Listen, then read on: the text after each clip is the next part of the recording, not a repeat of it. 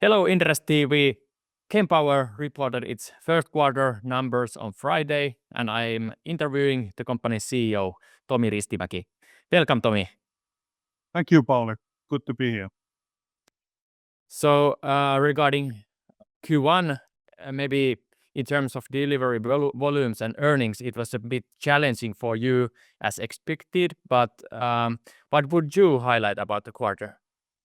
Yeah, of course, the increasing order intake. So I think our sales did an excellent job second quarter in a row. So definitely plus 32% globally on orders, and then 300% yet alone from the North America was very positive. Yes. Still talking a bit about Q1, you booked quite low revenue as percentage of your order book in the end of 24 or beginning of the quarter. So is this due to seasonality about Q1, or how has the time to from order to delivery developed in your order book? Has there been any change? Well, I think it's order book is getting shorter, but basically Q1 has some seasonality, but that's geographical. So I would talk about more the northern countries. The weight is increased a bit on the northern countries in the when it was a little bit lower, let's say 24 in the Central Europe when we look at our figures, but it's not significant difference, but it's more or less how the project go, and now with the lower revenues, it's not that even from quarter to quarter when looking at it. One project can move the needle quite a lot. So and I would look more like a half a year, complete year to have a better picture on this. And still looking at when we look at forward looking, and we're still looking at let's say the inventories burdening the market, then the deliveries are slower in the first half of the year. So that's basically. I understand. Yes. Then about the order book, there was interesting changes in the geographical mix of your orders. You mentioned that North American orders grew over 300% to 10 million euros.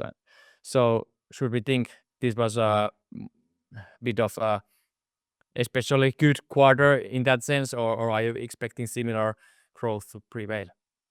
I think we have been doing a lot of work continuously in the North America to actually acquire new customers, and it will take some time when the new customers are actually moved into the period that they buy larger quantities. And it was the second record quarter in a row for North America from order intake. So that's what we reported also Q4 '24. So I think the work is paying off. And I think it's something that I cannot commit to in here or make forward-looking statement on what it will be, but I can assure you that we are driving actually the order intake growth globally in Kempower and really concentrating on sealing the deals. All right. While you are growing fast in the USA, the volume is still kind of much lower than in the Europe. So can you give any kind of indications how long it will take for you to turn profit in that market, and is the cost structure different from Europe? That's a quite wide question. As such, we don't report the numbers of North America separately, so I cannot comment. But we are driving towards that, and when we look at also that we have been quite modest on the headcount increase in the US because the market has been slow, and now it's coming more into the sense that we have to see where the market is going to.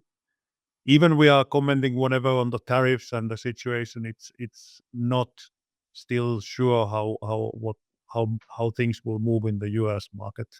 Canada has been more, let's say, forward-looking in electric vehicles and looking at steady growth, but US has still uncertainty with the political changes and the sentiment of the market. There is positive movements, but in general, US is a question mark. But when we would be in a more major position on market share, then that would be more relevant. I think there is still room to grow whatever happens when we are looking at starting from small and going for the bigger numbers. Sounds good. Well, then there was positive development in let's say, German language countries and Italy in Europe. So how hard it is for you to grow in those markets where I think those are a whole market for your biggest competitor in Europe? Yes, this is true, but it's also big markets in a way, and our products are suitable for many applications used in those countries. And Germany, I think it's now growing finally that we have the full IRET approvals that we secured in the beginning of last year. So it takes a little bit time. You have to have I would say with German customers, you have to have all the paperwork done and presented official way before they believe that you have everything in order. So you cannot actually just make promises in there. So it's hard work in the same way as I commented with the US, and it's paying off with the increasing numbers. And then about orders, just doing the math, because the orders were good in North America and elsewhere in Europe, then the orders from the Nordics were probably not growing in Q1. So how do you think about your home region and the market? Has there been any overinvestment, or is it just more mature and stable? I would say that that's more speculating. I'm looking at the Finland is more mature when you look at the Nordic markets.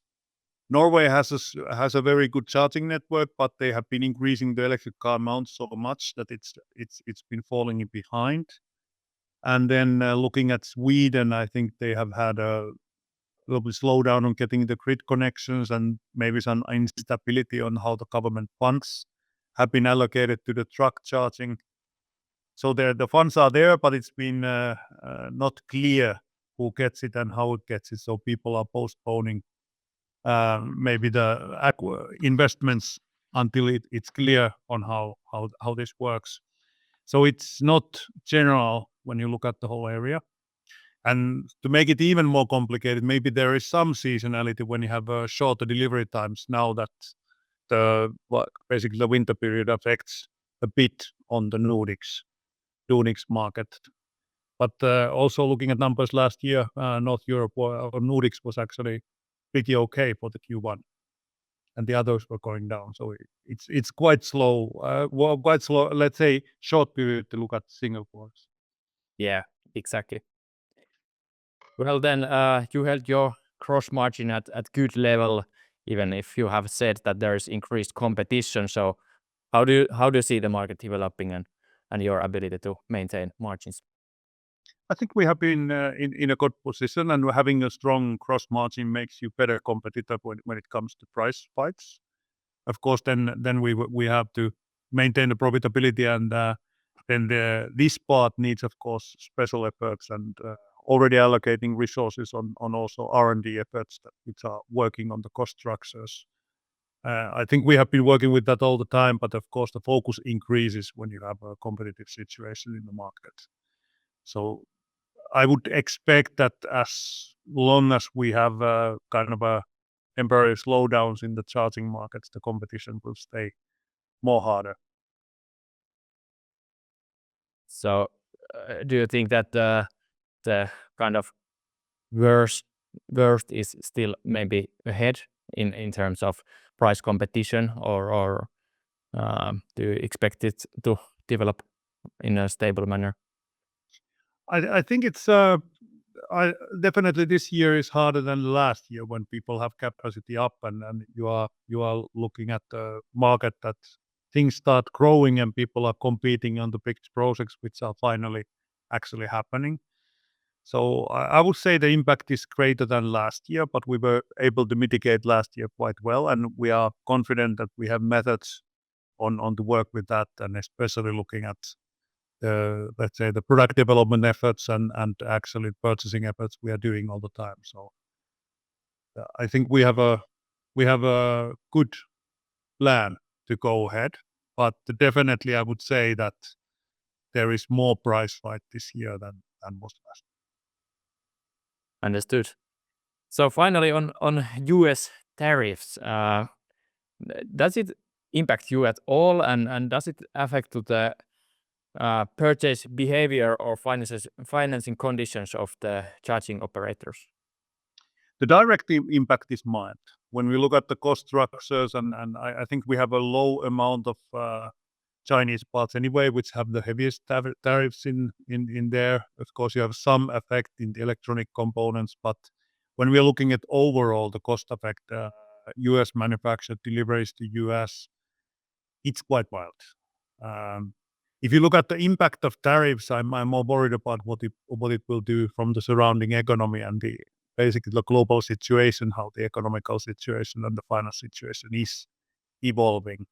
These are big shocks to the whole, let's say, global financial ecosystem. So that's more my worry. I think the direct impact of tariffs, we are in a good position having manufacturing both in Europe and both in US, and using a lot the local supply chains. So you are actually working inside the borders. And then now also able to deliver from Europe to Canada if the customers request, if there is some sentiment against the southern neighbor.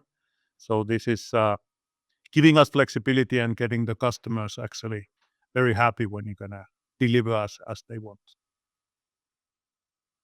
Good. Well, thank you, Tomi, and good luck for the rest of the year. Thank you, Paul.